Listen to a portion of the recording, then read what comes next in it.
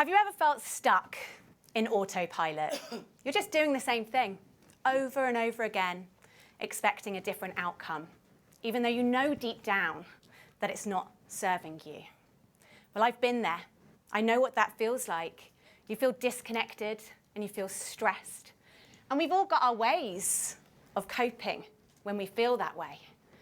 And it's when we're using these things mindlessly rather than mindfully that they can begin to feel like they're sabotaging us. And for years, I used alcohol as the way to cope, even though I knew that it wasn't serving me for such a long time. Celebrate, have a drink. Commiserate, have a drink. Wind up, wind down, any excuse.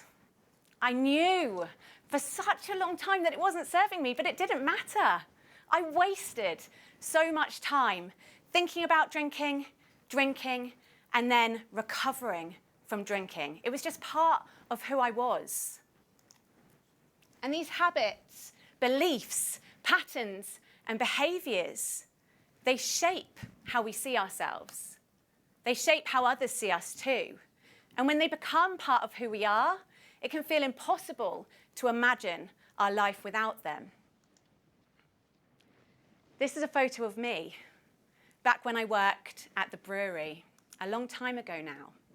And they used to joke that if you cut me in half like a stick of rock, you'd see that ale logo at my core.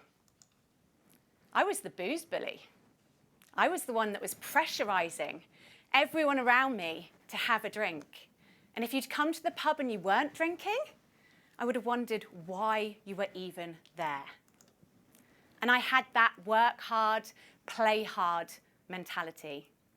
But truthfully, I was struggling to cope. I kept burning out. I kept getting sick. And I didn't have any other tools and techniques to be able to shift my state to one that supports me rather than sabotages me. And then I just reached that point where I just knew that enough was enough. I knew that something had to change. And I decided to do a charity challenge. 365 days alcohol-free. And this was one of the hardest things that I have ever done. But it was also the best thing that I've ever done. And so today, I'm looking forward to sharing with you not just how this charity challenge, helped me to get rid of that habit that had been holding me back for so long, but how this charity challenge set me free. So what is your challenge? Maybe it's the same as mine. Maybe it's something completely different. Maybe you want to stop mindlessly scrolling on your phone. You want to do a digital detox. Or you want to stop retail therapy. Or maybe you want to stop binge watching the telly. Or maybe it's not something you want to stop. Maybe you want to start something new. Meditation, movement, breath work, something to help you to reconnect with yourself. Whether you're looking at stopping or starting something new, you have to fully commit in order to create that change. And that's where I believe a charity challenge could be the thing to set you free.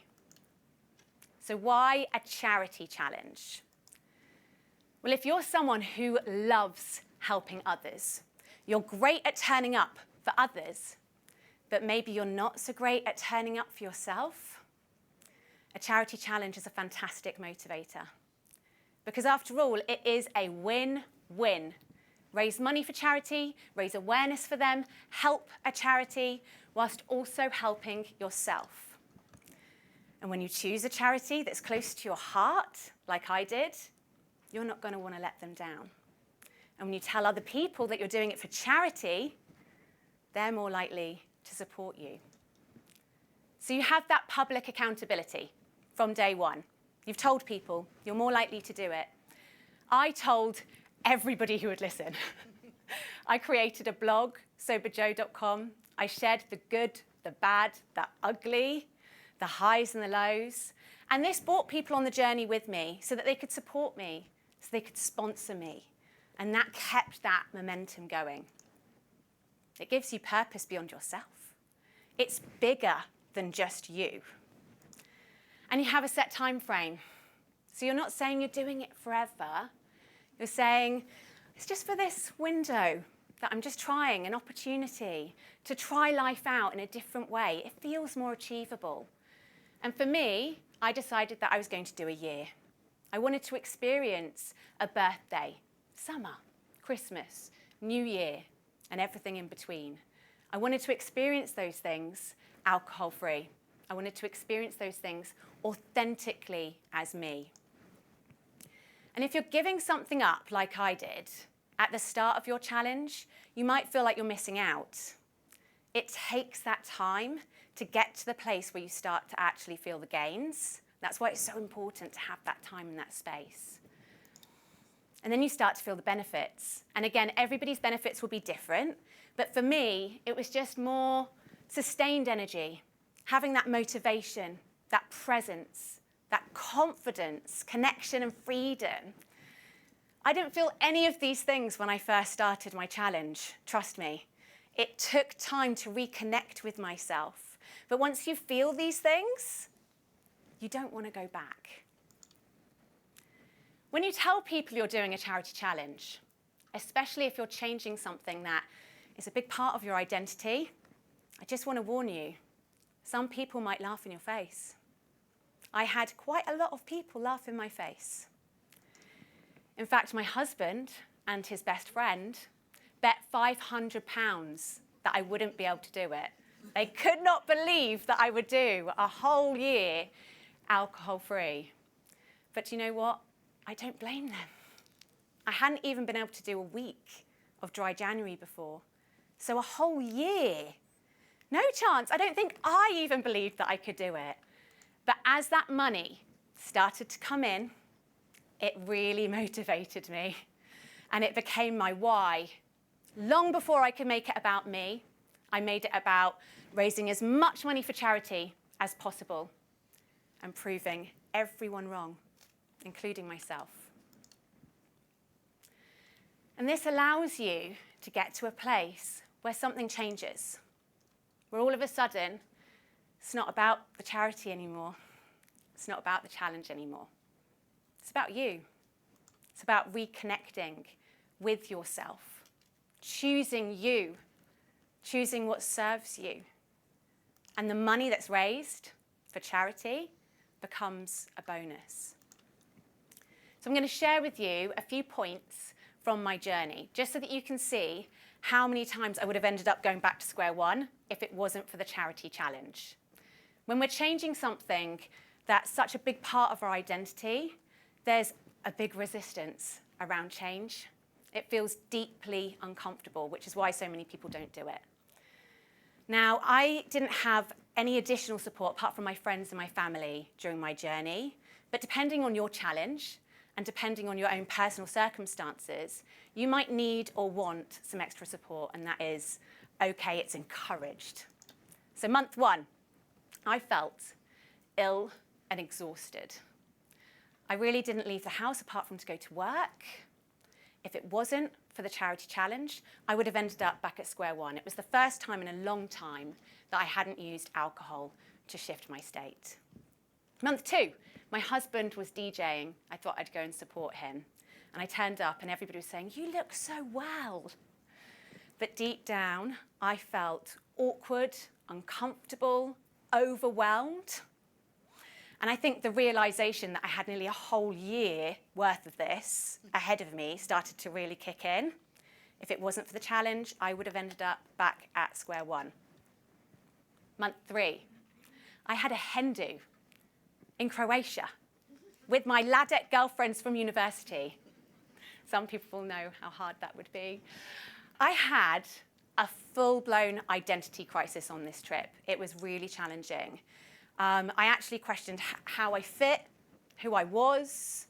I remember going to one bar and I didn't even take my coat off because I felt so awkward and uncomfortable.